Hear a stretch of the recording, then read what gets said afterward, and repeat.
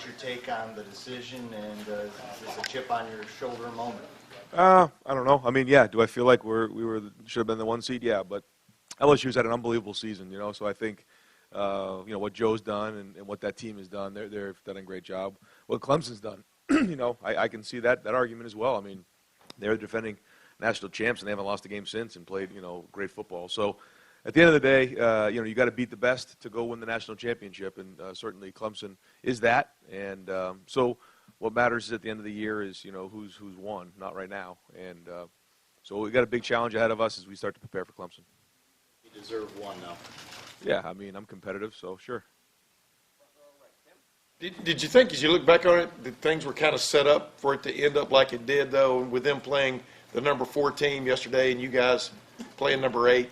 Yeah, I don't know. I mean, at this point, I've kind of moved on, now it's on to Clemson. So, I get it. It's not an easy decision, so nothing but respect for the committee. I know they have a hard decision to make.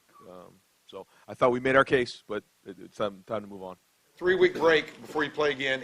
Not a break, you're going to be practicing. But is it a chance to exhale a little bit? I mean, just what's your sense of what y'all have accomplished over these last 3 weeks especially? Yeah, I told them, told the team how proud I was of what they did at halftime because, I don't know.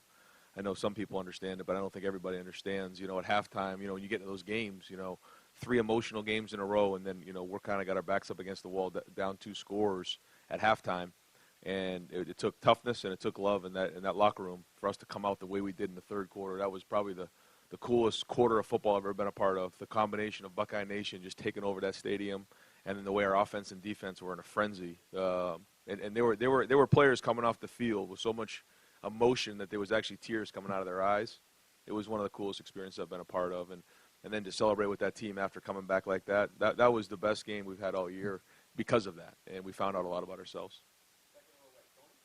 Right, the fake punt call yesterday, why was that the right call? What did you like about it? Because it worked. If it didn't work, it wasn't a good call. I just felt like we needed a spark.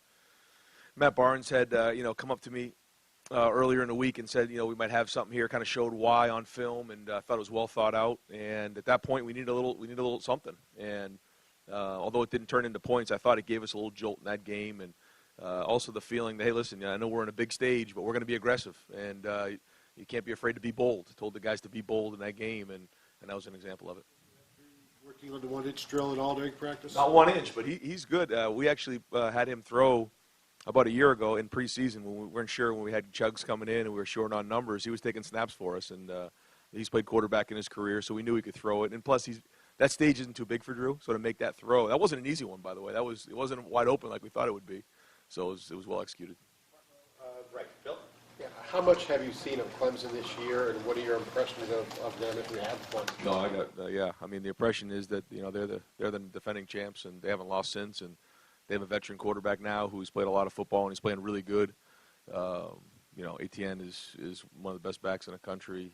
T. Higgins and some of the wideouts they have are some of the best in the country. And then what they do on defense and what Brent Venables has done year in and year out. They're the best defense in the country.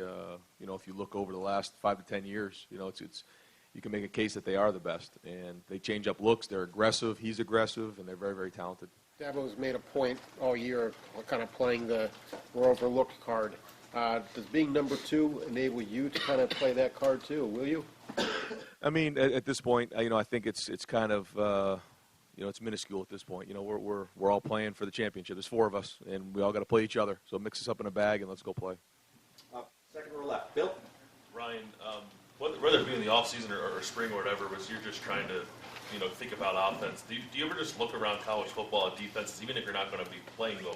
And if you do, does Clemson show up on that list? We can look at them, and then I know you just touched on it there, but yeah, it seems like that'd be like maybe the first one you want to look at because they've been so good the last few years.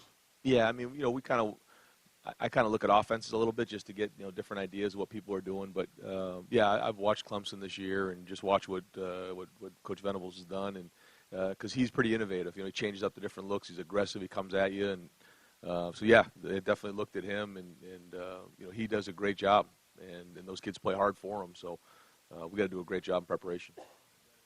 Different topic. What is the status of Brendan White? Was at the game yesterday? Yeah, he wasn't available for personal reasons. Hey Ryan, when did you get those college football playoff shoes made? Kevin Reese made those 6 weeks ago. He told me, and he gave them to me today. So did you know 6 weeks ago that you had them? No, I didn't. He just gave them to me today. So. What is your love of Air Maxes, and what's it like to be able to break those things out? Those probably be what, $1,000 on like a secondary website? I don't know. Yeah, I've always liked those original Air Maxes, and then Kevin Reese started, bringing out different pairs, and the guys on the team really liked them. They kind of got fired up with the different colors, and so we wear them on game day, and yeah, I mean, I like the different styles and different colors. It's kind of a good look. Though, sorry, Jerry, for the. We gotta go. Let's go. When you put on it's not about the shoes, but like when you get a gift like that, does it become real to you? Like, has it really sunk in yet? Of like, you've made it, and like what's really ahead right now? Yeah, we're here now, like you said. Yeah, I mean, we're in it right now. We're in the Final Four, and we said it was March Madness a few weeks ago, and we're in March Madness. We won those 3 games to get to the Final Four, and now we get to go play for the whole thing. Dan? Ryan, obviously it just preceded your time here, but the 2016 game against Clemson, I know you've talked before about making sure the players understand the history. Do you think that's something that you will use as a motivating factor for this team?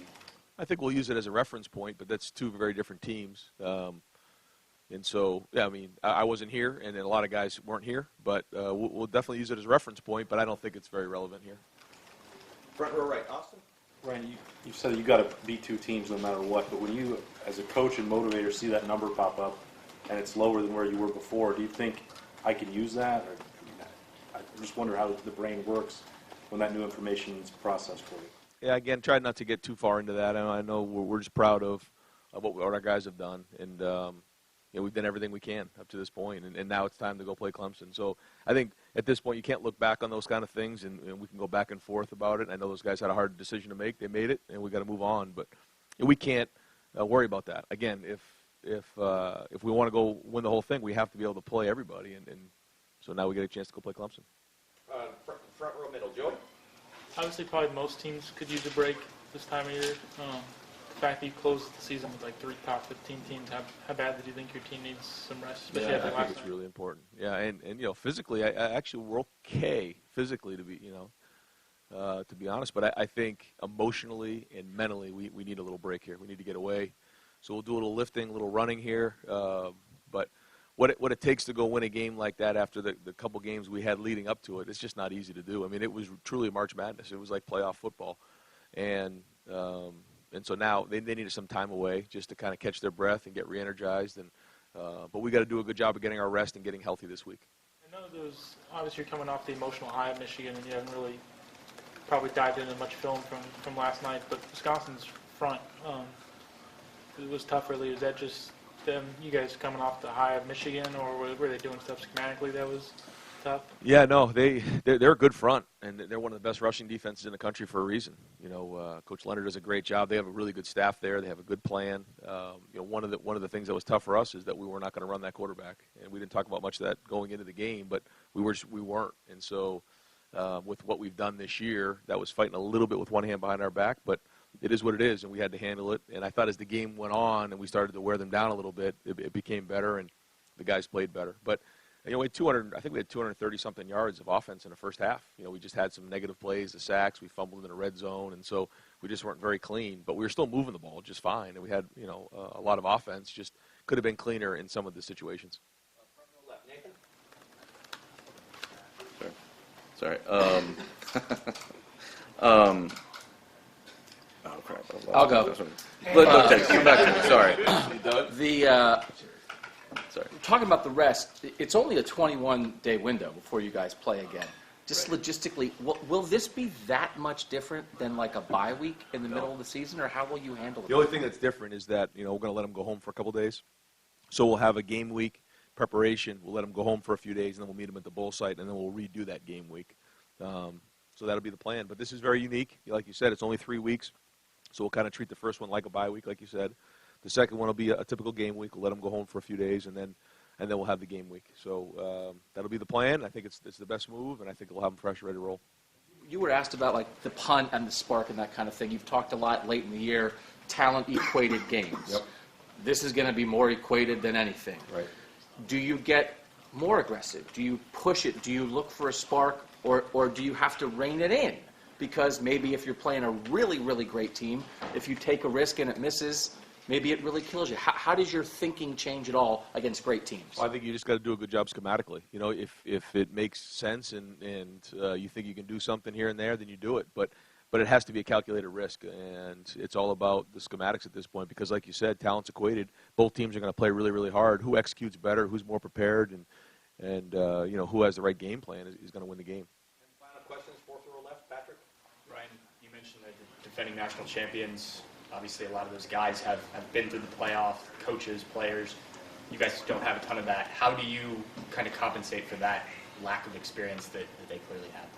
Well, I mean, I don't think the game hasn't changed. You know, it's just being ready for that moment. And I thought we showed something in the second half that we could overcome a game and just impose our will on teams. And we have to carry that over into this game and show that we can do that and have enough confidence to do that against a team like Clemson. But really, you know, our guys see ourselves as being the best in the country. So the moment won't be too big for our guys. It's just a matter of keeping our emotions in check and just doing a good job of staying focused.